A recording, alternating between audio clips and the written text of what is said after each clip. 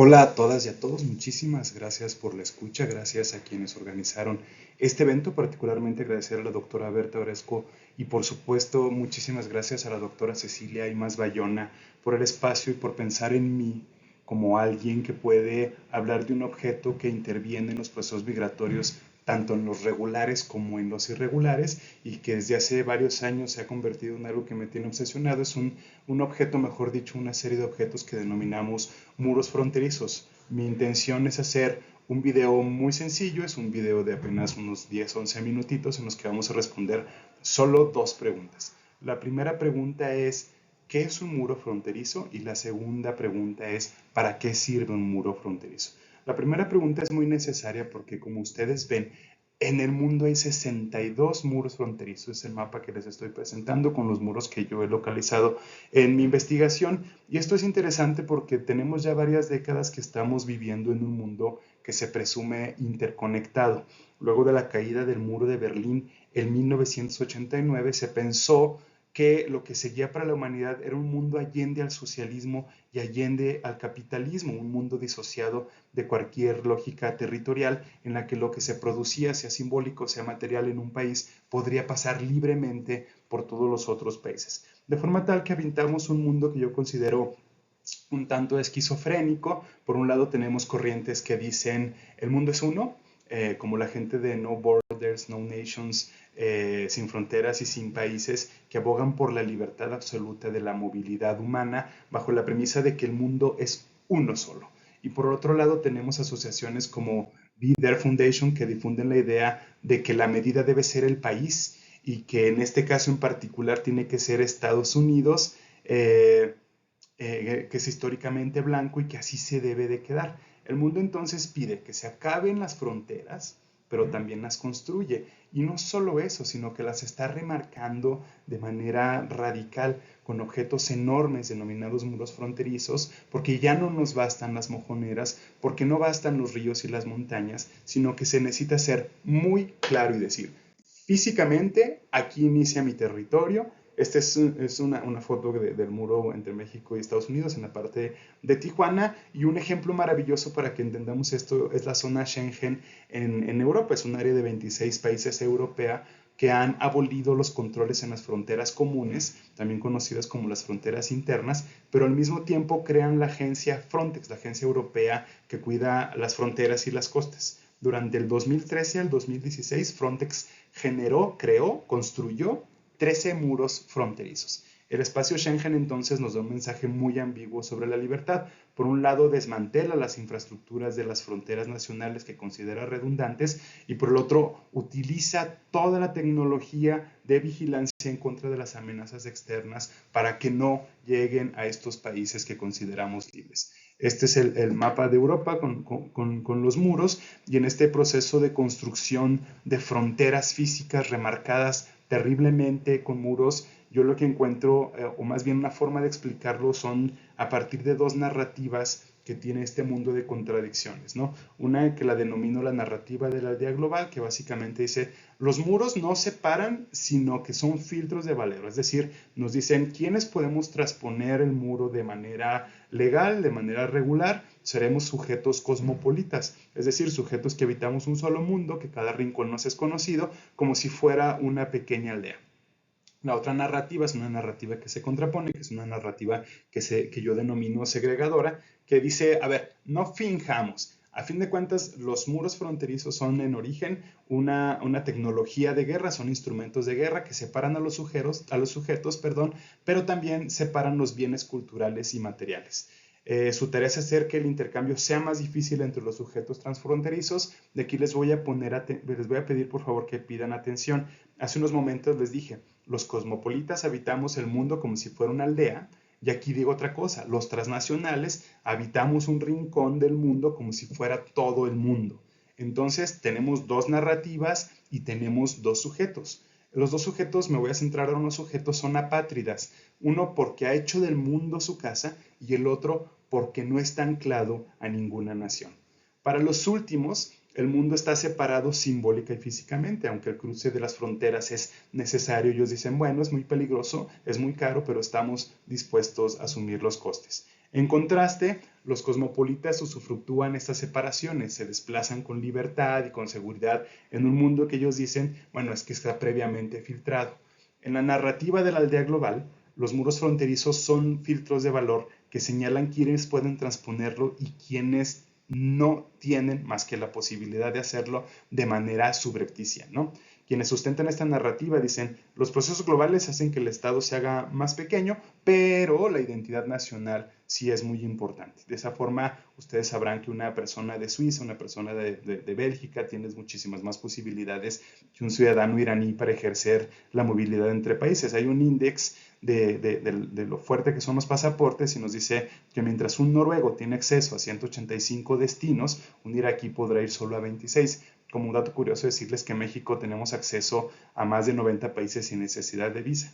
Esta narrativa segregadora, en contraste, dice los muros fronterizos son herramientas para la separación de sujetos transfronterizos, dificultan los procesos migratorios y el intercambio de los bienes tanto simbólicos como materiales y una cosa interesante, dicen también los conocimientos están filtrados.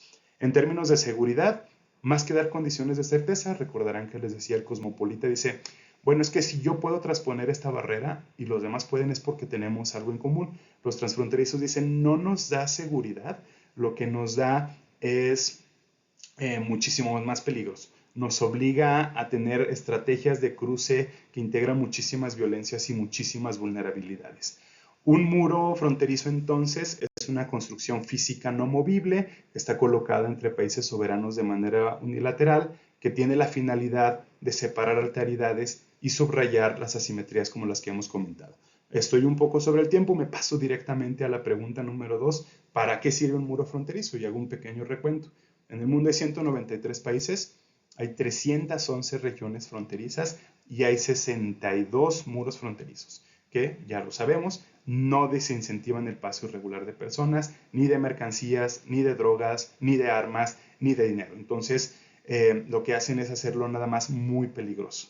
Wendy Brown, una intelectual que habrá que echarle un ojo con cuidado si les llama la atención este tema, dice, en realidad los muros fronterizos son unas estrategias más teatrales que soluciones efectivas, ¿no? Entonces mandan estas imágenes terribles como la que estamos viendo acá de un muro inmenso que se levanta y se yergue como si fuera algo teatral, que lo que hace es más que una estrategia efectiva, son contenedores psíquicos. Lo que hacen es que los amurallados se sientan parte de algo muchísimo más protegido. En esta lógica, los muros fronterizos son herramientas que impiden o bloquean el flujo de personas o de mercancías que no son patrocinados por el Estado. Los muros fronterizos previenen el paso de gente pobre, previenen el paso de trabajadores no especializados, previenen el paso de prófugos, pero también el contrabando, de influencias culturales, de etnias, de religiones, de movimientos sociales transnacionales y capitales globales que no están patrocinados por los estados nacionales. Es decir, que el otro gran objetivo de los muros fronterizos es localizar para clasificar, contener a los agentes transfronterizos y facilitar el desplazamiento de los agentes cosmopolitas. El transfronterizo es una amenaza para el orden social cosmopolita porque encarna poderes informales que surgen de procesos globales y en los cuales las naciones no tienen ningún control y que la forma es abruptamente un amurallamiento del territorio cuya soberanía parece diluirse. Los 62 muros fronterizos de los que hemos hablado en esta pequeña intervención funcionan con base en una política llamada prevención por disuasión, cuya lógica es la hipersecuritización, el uso de tecnología de punta y el despliegue de miles de agentes en las principales áreas de cruce y destino. La que separa México y Estados Unidos tiene 20,000 agentes desplegados en 1,136 kilómetros de los 3,200 que compartimos solo para cuidar el muro fronterizo. Hay mucho uso de la tecnología de punta, hay muchísimos agentes en las principales áreas de cruce y el destino y el objetivo es disuadir el paso irregular o forzar el paso a las áreas cada vez más hostiles, que son menos adecuadas para el cruce, pero más atractivas para la implementación de estas políticas. El éxito de esta estrategia también está presente en el discurso político, reside en haber convertido el cruce irregular en un periplo muy peligroso y violento, en el que se desarrolla todo tipo de situaciones que están lejos de las áreas pobladas. Esto está interesante porque lo que vemos es que el muro fronterizo al final invisibiliza a la gente que muere, a la gente que desaparece. Y hay que destacar que la culpa, nosotros lo sabemos, y es evidente según lo acabo de platicar, que la culpa es necesariamente de la política que empuja a las personas a las áreas cada vez más difíciles de transitar para pasar hacia Estados Unidos. Sin embargo, el diseño de los muros fronterizos está tan interesante y está tan detallado que cuando hice la investigación, lo que yo encuentro es que las cifras de Estados Unidos y las cifras de México y las cifras de los países de las personas que perdieron la vida en su intento de cruce irregular, el motivo siempre es insolación, es mordedura de serpiente, es hipotermia. El tema aquí es trasladar la culpa. En primer lugar, la culpa de la muerte es del propio sujeto que toma la decisión de cruzar de forma irregular, no de la política que lo obliga a hacerlo por la parte más complicada, sino del sujeto que se atrevió a tomar la decisión o se vio forzado a tomar la decisión a migrar de manera irregular. Y la otra muy importante es la culpa se traslada al medio ambiente, la culpa se traslada a la naturaleza. No es la culpa, insisto, y esto es la crítica importante, la crítica que dice no es la culpa de la política en el discurso, sino que es la culpa del sujeto y de la naturaleza. La naturaleza es muy agreste y entonces encontrarán en su camino por el desierto muchísimas frases que dicen el desierto mata. Es que no es el desierto que mata, es la política que obligó a pasar por el desierto. En resumen, los muros fronterizos por su naturaleza sirven para remarcar asimetrías culturales, políticas, militares, económicas, sociales, de las que podemos platicar en algún otro momento, y son monumentos de control físico que los estados ejercen sobre territorios y sobre los ciudadanos. Vemos a los muros fronterizos como testigos de la vigencia de un sistema de los opuestos. Son elementos que modifican la vida, son elementos que condicionan los contactos y los intercambios culturales y que impactan muchísimo en las conductas sociales. Dicho lo anterior y para ser respetuoso del tiempo, solo me resta agradecerles, esperar que esta investigación les haya llamado un poco la atención. La pueden consultar en academia.edu, aquí les dejo mis datos de contacto, ahí tienen mi correo y cualquier cosa. Una vez más, muchísimas gracias a todos y a todas y espero que esta jornada sea de lo más provechosa. Muchas gracias, con permiso y que tengan ustedes muy buen día.